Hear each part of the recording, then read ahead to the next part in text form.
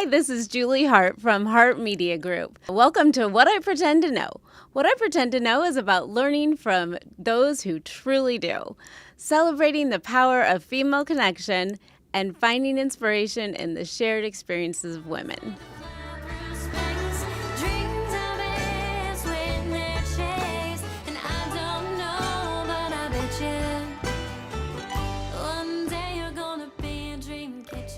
Good morning. This is Julie Hart with What I Pretend to Know from Hart Media Group.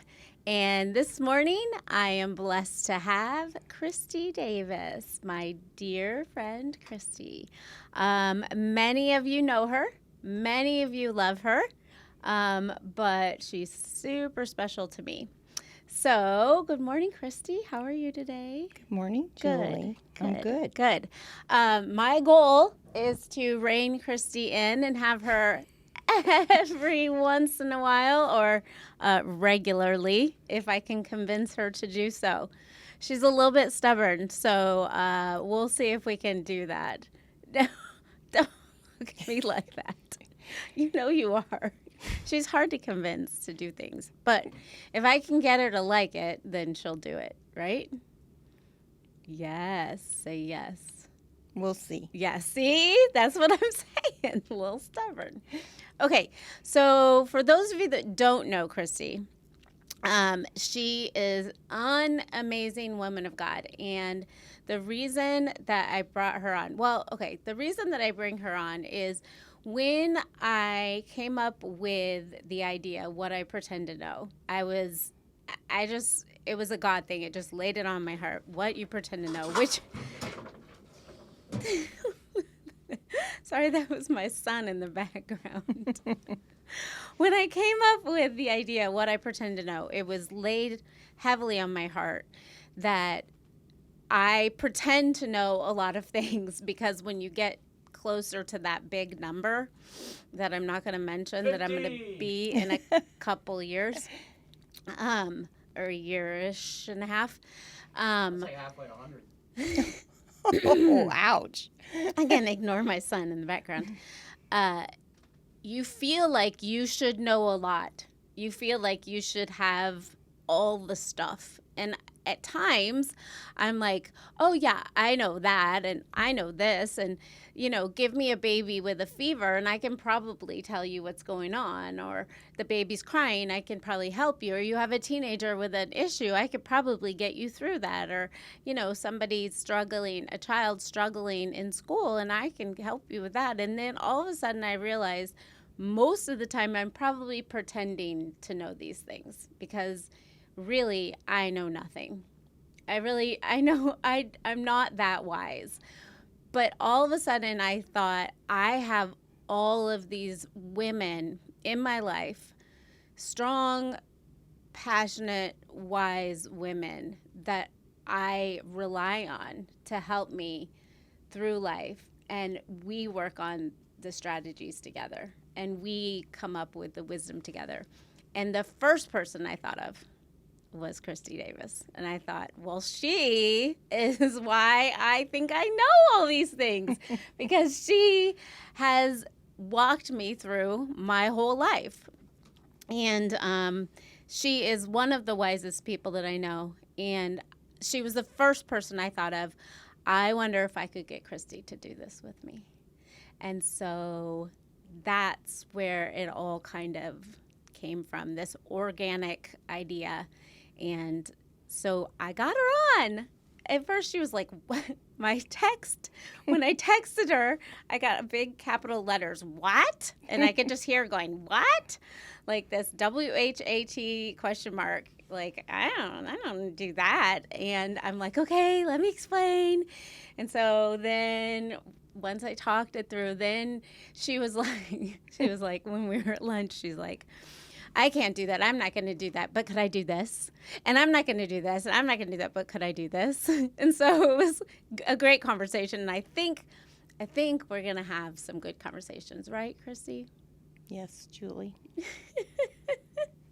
Okay. So first thing I want to know, people need to know who you are. So I want you to tell me your story, where you're from, your childhood, your education, who you are. We need to know. Well, where I'm from is like nowhere because my dad was a pastor, so it seemed like we moved every 3-4 years. So I lived several places in Illinois, and then I lived in Knoxville, Tennessee for quite a while, and then we lived in Missouri, and then we moved back to Illinois, and I went to so many different schools, but I think that really helped me to move around because I really don't have any trouble making friends because I had to.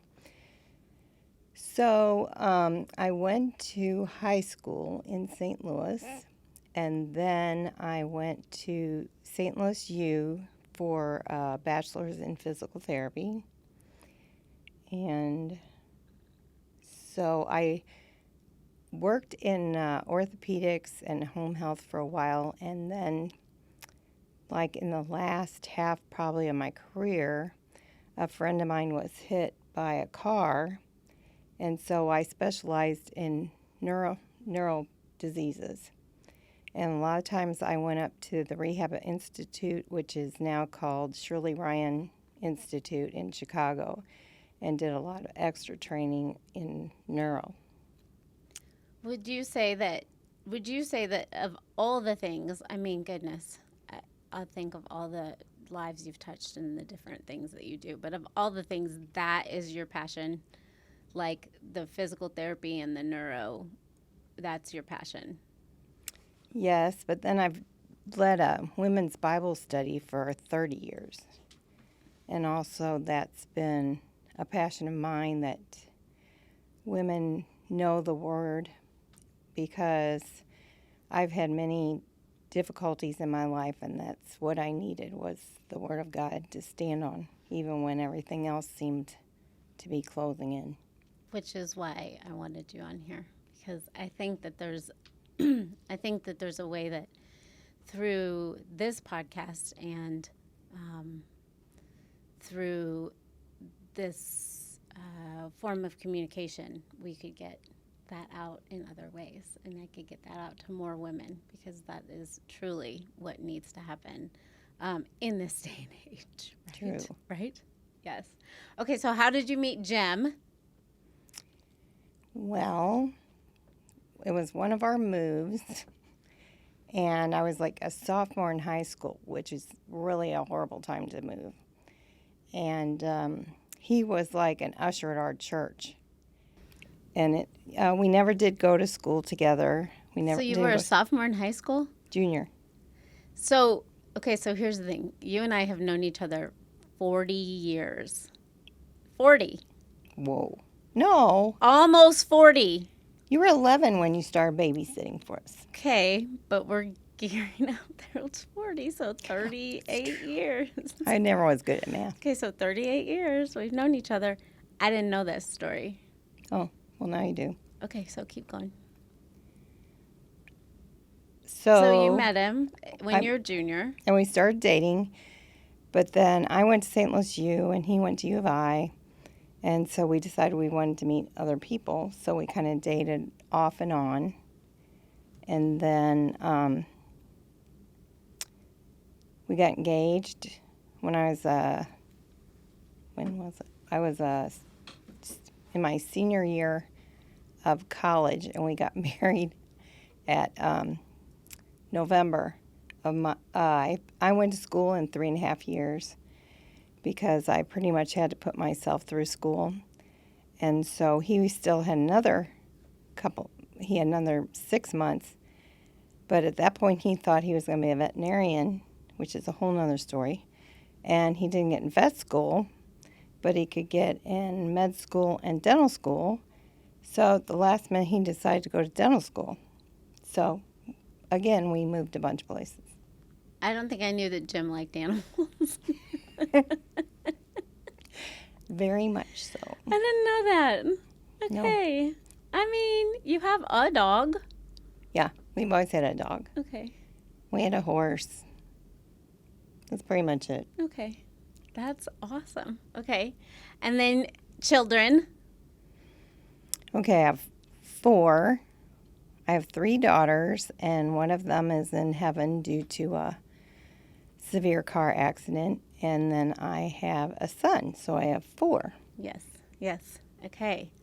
Awesome. And since then, your story is, I mean, incredible. Like, it's not just, okay, and I've raised kids and that's the end. Like, you've done a million things. You've gone a million places. You've helped a million people, all the things. So we'll definitely, I don't know about a million. we'll definitely get to all that. Well, yes, a million. It feels like a million to me.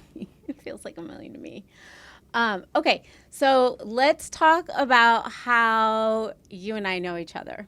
Okay, so you were texting me, like, how did we meet? I feel like it was at a Bible study, and I was babysitting at the Bible study. Is that right? Do you think? And I was babysitting for all the kids. Probably. Okay, Or else probably somebody at church. We were looking for a babysitter because we had pretty much just moved to Springfield. Yes.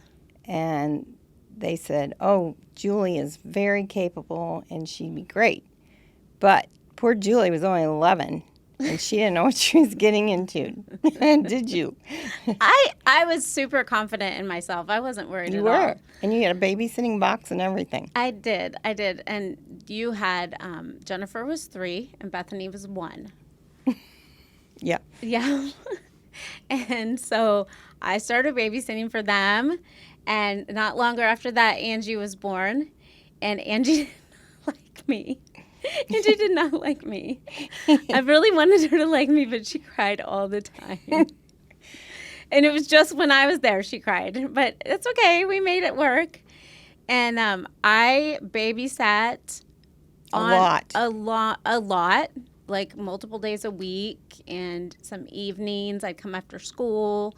We went on some trips, went on some vacations, went to Disney World. I carried Joshua in Disney World in a baby Bjorn. I was 15, and I was in Disney World with them, carrying Joshua, who was the youngest, in a baby Bjorn. We had 3 other kids there. And I remember telling people, he's not mine. He's not mine. He's not mine. You did. Because I was like, I don't want them to think that, like, this is kind of weird. But it was fun. And then I also remember you guys went out to dinner one night in Disney World. And I already carried a camera at that time. Like, I was already into, like, taking pictures. And my goal was to take a picture of all 5 of me and the 4 kids for you. And so I would, like, set them up on the couch and then push the timer and then run. And I just remember doing that, like, all the things. I don't know if I got the picture or not. I feel like I did, but I don't know where it is. I don't know. Yeah, we'll have to. I've got to find it someday. But Yeah, you were a lifesaver because we didn't have family close. And then Jim was starting a practice, so he was gone a lot. And so thankfully Julie was there. And every time I got pregnant, I was very, very sick. And when Josh was born, he was born with about a quarter of an immune system. So he was sick a lot. And we were in and out of the hospital. And at that point, he couldn't be in crowds. He couldn't be outside. So Julie would come. He would come after school so I could run kids and run to the grocery store and stuff. He would come at least for 2 hours. And you just saved my life, I'm telling you. It was crazy. it was like my favorite. It was like my favorite thing that I did. I loved it. I loved every part of it. And what was amazing is how it flipped, because like the script flipped, because I was definitely helping take care of the kids, but Christy and I then became very close, and Jim too. Yeah. And they then became like a parental figures to me, and friends to me. And so there would be times where I would show up and maybe didn't have a good day, or Yes. or was struggling with boys. Yes. And oftentimes it wasn't boys that Jim and Christie approved of. Very true. And so they would guide me through that. So because I was then getting into the teen years and things. And so it just became so much more, and it's never ended. It's never ended. And I don't even know how it never ended. It just didn't, even through me going to college. And like their phone number is, I mean, I've memorized it. I know it in my heart. I know it, I can call it at any point in any time. And she was there when my babies were born then. I was there when her babies were born. I was the first one to see Angie when she was born. Yeah, you'd think she'd like you, you know. Right. I showed right. She's a big mama's baby. Yeah. Yeah. And then she was there when my babies were born. And it's just been such a, I don't know, great relationship. And I'm so grateful for her. So thanks for being here Me and doing too, this. for you. Yeah. Yeah. Okay, so I'm going to ask you some silly questions. Okay? I probably know some of these. You probably know most of them. Yeah. Caffeine of choice. Hold on, I'm going to guess. Okay, iced tea. Or coffee. Coffee in the morning, but then iced tea, like when we go out. And what's mine? Diet Coke. Yeah. Okay. Sweets of choice. Chocolate. No, you're not really a chocolate person. I'm not really a sweet person. You're not really a sweets person. No, I'm not sweet, that's for sure. But say the last 4 years I've gotten MS. Yeah. And I watch my diet meticulously. Yeah. And I've noticed if I eat sugar, it makes me more tired. And so I've really pretty much cut out all sweets. But I'm a salty person anyway, so it wasn't a big sacrifice. Yeah. What was my favorite when I was younger? Come on, what would Jim always make sure he had for me when I would come over? Cookies? No. Twinkies? Yes. Oh, of course. You too, and your Twinkies. Twinkies. And then when I was pregnant with Jack, I would sneak out in the middle of the night and eat Twinkies. I can't eat them now that I have celiac. I haven't had a Twinkie in 15 years. Good girl. I know. This is better. But I did love a good Twinkie. But Jim would only Jim got them for me. My mom wouldn't buy Twinkies. Are you kidding? Well, Just Jim. He had to spoil you to keep babysitting for us. Just Jim bought me Twinkies. Okay, favorite food. I mean, I don't know. I really have one. do you like Thai food and stuff? You like Asian? Well, not really after all the Philippine mission trips we went I on. got over that. I like Italian, Mm-hmm. and I like fish a lot. Fish. What's yours? Nachos. Yeah, chips and salsa. I knew that. Nachos. Okay. For those of you who don't know, if you know Christie, you know that she's a world traveler. So if you don't know Christie, I can't name places that she hasn't been. So, I don't think she's been to Australia. Have you been to Australia? Okay, forget it. She's been to Australia. I can't name a place. She hasn't been to China. Have you been to China? No. No. Okay. What is your favorite destination? Like where? Out of the country? It doesn't have to be out of the country. It could be here. Like your favorite place to go. Can I have two? Yeah.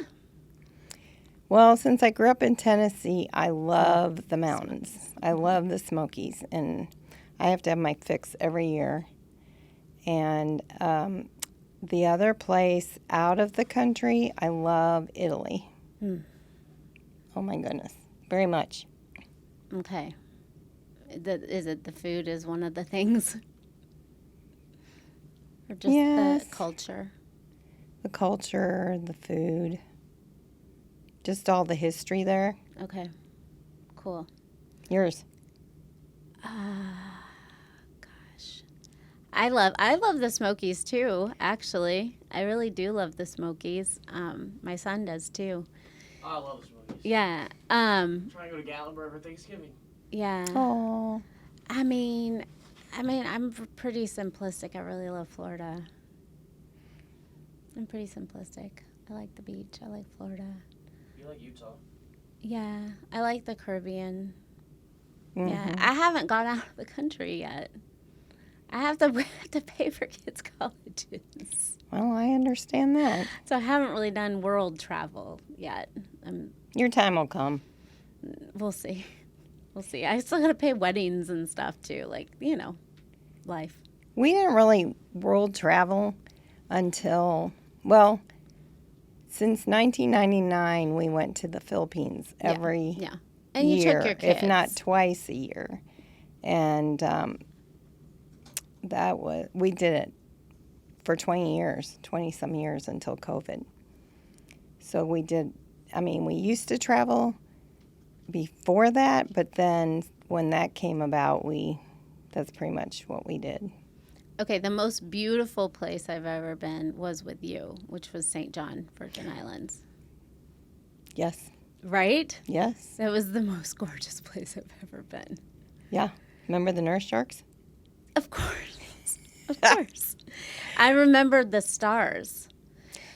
Jim took me out one night to the deck. We stayed at a house, and he took me out, and he's like, "Come out here." I'm like, "Okay." And we just sat, and he's like, "I want you to look up." And I looked up, and I had never seen anything like it before. I was 17. Because there were no lights. It was unreal, and I'll never forget it. Good. Yeah. I'm glad. So, yeah, St. John. I'd like to go back to St. John. I think we will. You should. Husband and I. Yeah. Yeah. Okay. I probably know this because you've given it to me. What is your one piece of marital advice? Always keep communication open. Just like your relationship with God. Every day you need to make sure you communicate with your spouse. Even if they're not there, you need to call them or text them or something. Because you never want to break down your communication with them. And your husband needs to know he's your number one person. Always. And they just need, there's so much pressure usually on them, and us too.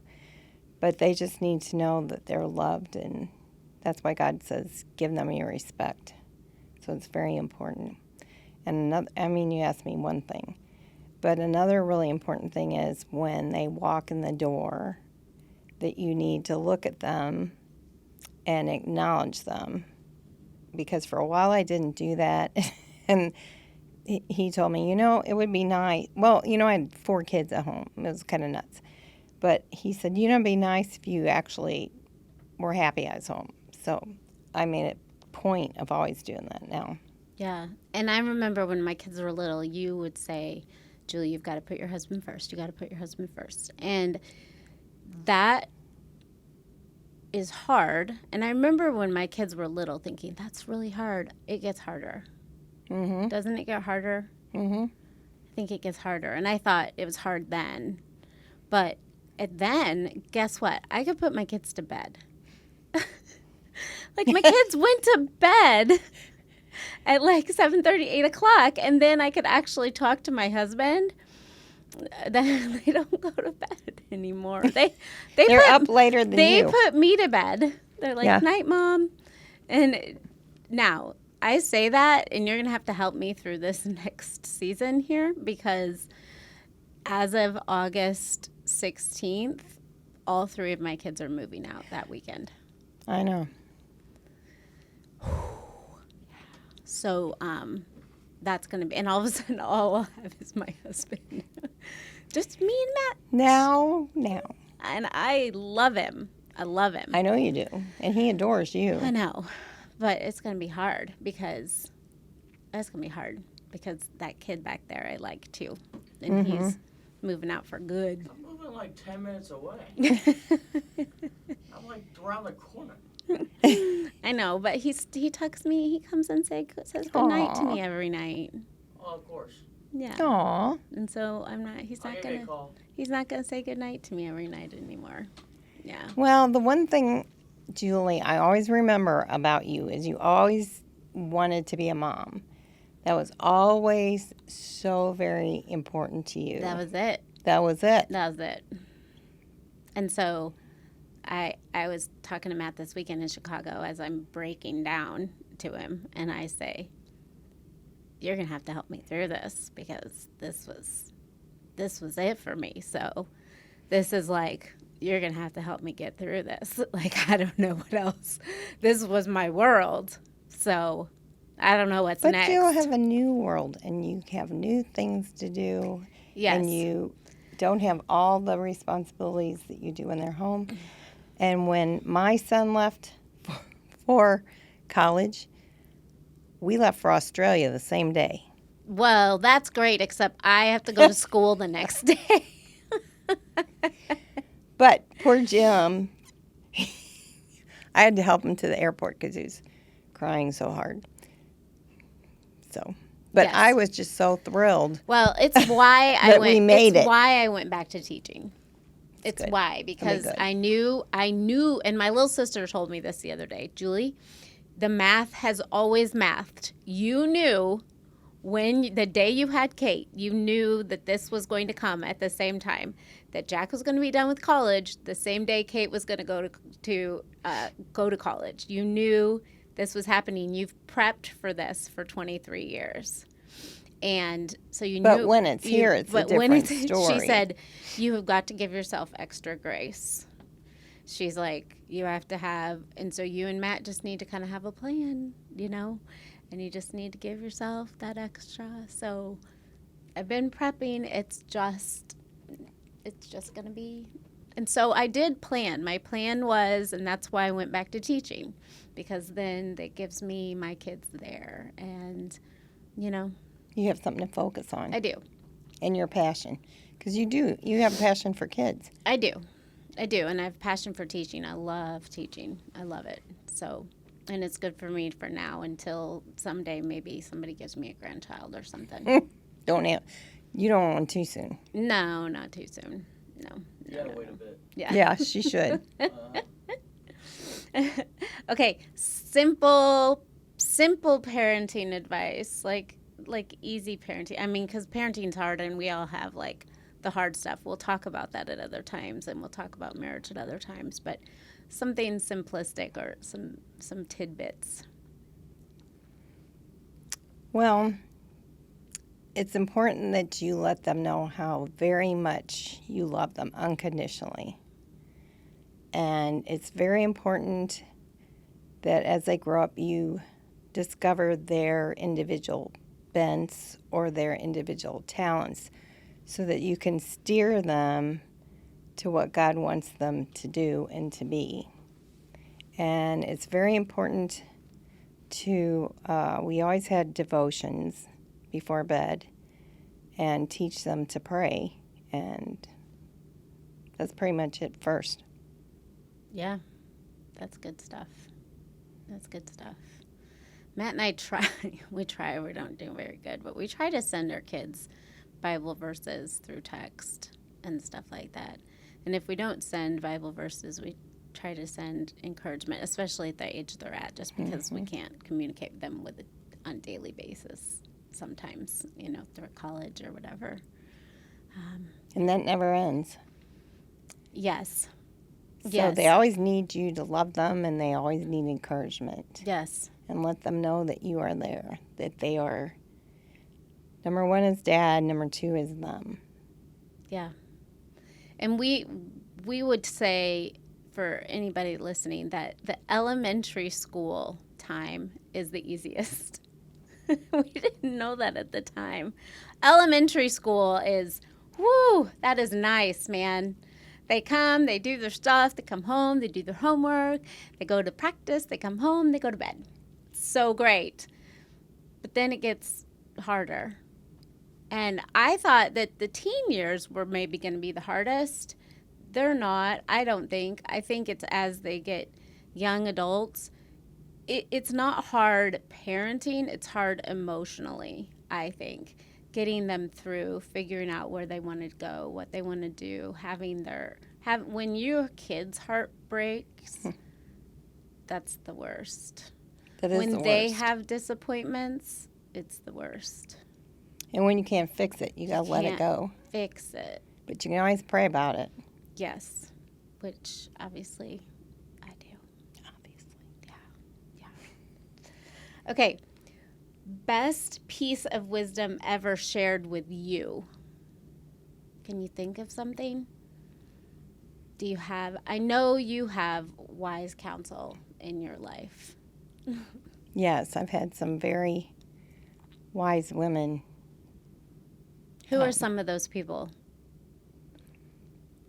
Well, my mom, I didn't really admire my mom's walk with the Lord.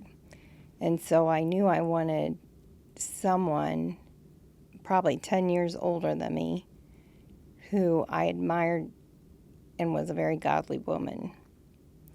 So I've had several, but then they all die. I mean, it's like, seriously? So I had one, she was crazy. She was so funny, Penny Fleck. Oh, yeah. I adored her. She was And she'd wonderful. walk in the house and she'd go, yoo-hoo, I'm here. And then she loved me unconditionally. I love and Penny. she made every person feel like they were the most important person in the world. And when she was on her deathbed, she said, Christy, I want you to do that the rest of your life. And I said, okay, I'll try. And then Janice Syverson, who was a very godly woman, and I would meet with her pretty frequently. And then every week she would say, what can I pray for? She'd send me a verse or something. And then she got brain tumor. It's risky to be my mentor, I'm telling you. And then I had Jane Pruitt through my whole life, and she was a wonderful mother.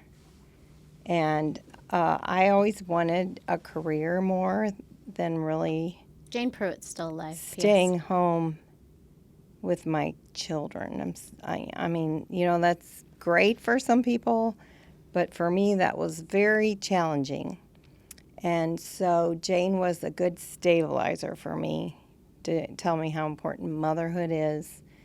And But in fairness, my mom was a stay-at-home mom for 20 years and then went back to work. But you were a good role model for me in that you showed me how you could be a strong mom, stay-at-home mom, but still had your career passions too. You did a little bit of both.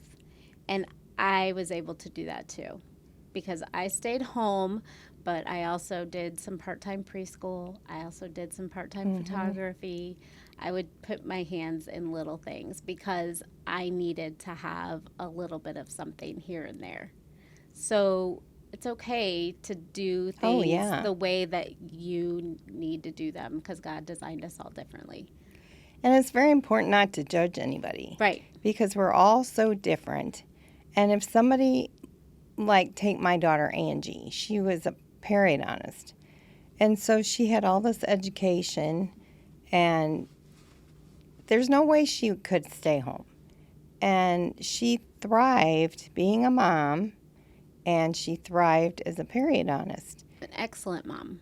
Excellent mom. I mean, you could see... She adored her children. You could see how intentional she was. And that's it. It's another thing. You got to be intentional. It's intentionality. Because time flies. Yes. Yes. So I don't think that there's a recipe for perfection at all. And give people grace. That's the biggest thing. I guess the biggest piece of advice I would give is give people grace and just love them where they're at. Yes. We don't need to judge anybody. When I'm perfect, then I'll judge somebody, and that's never going to happen. No. No. No. I love it. Well, will you come back, and if we decide on some subjects, some like discussions because I want to talk to you about prayer. I want to talk to you about reading the Bible. I want to talk to you about marriage. I want to talk to you about parenting. It's quite a list. I want to talk to you about grief. I want to talk to you about MS. Okay, I want to talk to you about all those things and more because you really are, and I know you don't take it seriously or you laugh at me. You are a wealth of knowledge. You are. You are. You've done that women's Bible study for 30 years. Guess how many times I've come to your Bible study? I don't know. None. That's okay. never You're come. busy. I've never come because you know why? I don't like to share you. Oh, well, I don't like to share you. you don't have to. I know. So, So they can have you for that part. I okay. like to have you by myself at my lunch. You're like My another lunches- daughter, you know. My lunches or my breakfasts or whatever, and I just want to get the wisdom from you personally. Okay. So, all that to say, and plus it just never worked out on a Tuesday. I'll be honest. Tuesdays was always preschool. I always had preschool, and then I went back to work. So No it worries. just never worked. But anyway, my God- mom went for. My mom always went. She loved it. God puts people there who need to go there, and I agree. But now, I would love for you to share some of that through this, and share some of your wisdom through this. And so, would you be willing to come back and share? yes. You got to give me the questions ahead I will. and the topic ahead. I will. Okay. I love you so much. I love you too. Thanks for coming. You're welcome. Okay, I hope everybody has a wonderful week. Thanks for coming to What I Pretend to Know.